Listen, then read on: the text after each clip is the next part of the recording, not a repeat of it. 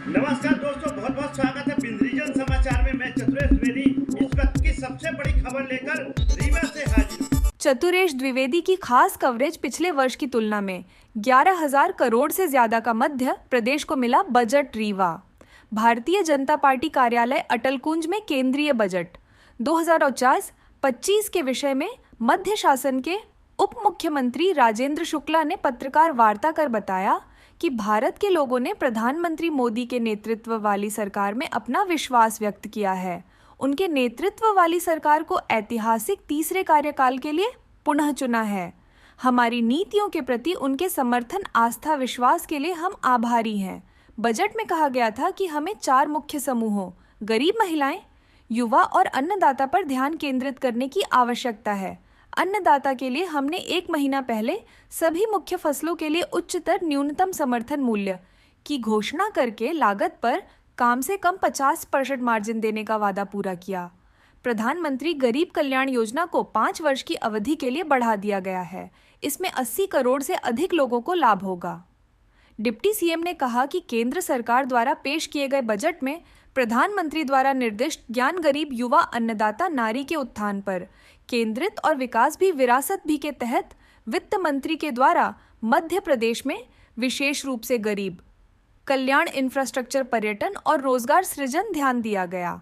साथ ही वर्ष 2014-25 मध्य प्रदेश को केंद्रीय करों में 48,000 करोड़ रुपए देने का प्रावधान किया गया, जो पिछले वित्तीय वर्ष की तुलना में 11,500 करोड़ रुपए अधिक है।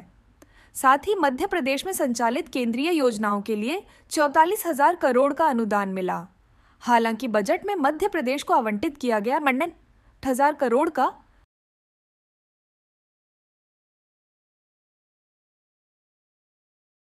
इसके लिए पीएम सूर्य घर योजना बनाई गई है।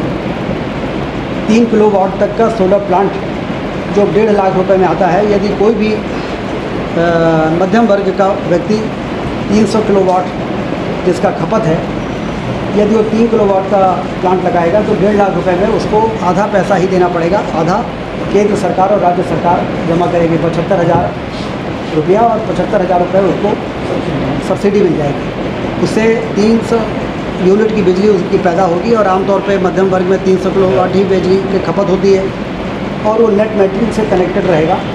यदि आप 50 यूनिट कम खर्च करते हो तो 50 यूनिट चली जाएगी ग्रिड में, उससे आपको पैसा मिलेगा। और यदि आप 350 यूनिट खर्च करते हो तो 50 यूनिट ग्रिड से आपको मिल जाएगी, उसका आपको बिल देना पड़ेगा। तो इस प्रकार से पीएम सूर्य घर योजना, इसी प्रकार से पीएम सूर्य किसान योजना भी बनी है।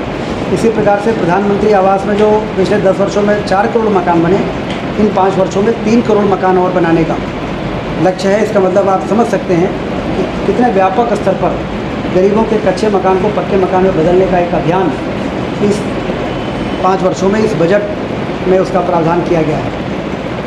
प्रधानमंत्री अन्न योजना के अंतर्गत पूरे देश में 80 करोड़ लोग, मध्य प्रदेश में 5 करोड़ लोगों को मुफ्त में अनाज देने की योजना 5 वर्ष तक जारी रहेगी। इसके लिए पर्याप्त प्रावधान किया गया है। लखपति दीदियाँ, 3 करोड़ लखपति दीदी बनाने के लिए उनको तमाम तरह की योजनाओं में किस तरह से मदद मिलेगी उसका प्रावधान किया गया है। तो ये बजट कुल मिला के जो मोदी जी कहते हैं कि मेरे नज़र में देश में 4 जातियाँ ही हैं, गरीब, युवा, अन्नदाता यानी किसान और नारी। तो उन्होंने गरीबों के कल्याण की योजना, उन्होंने युवाओं को रोज़गार और प्रशिक्षण और उनको आगे बढ़ने का मौका मिले इसकी योजना, किसानों की योजना, सिंचाई हो, बिजली हो और उनको सब्सिडी हो, और उसके साथ साथ किसान सम्मान निधि और तमाम तरह की मदद करने के लिए पर्याप्त प्रावधान, और नारियों के लिए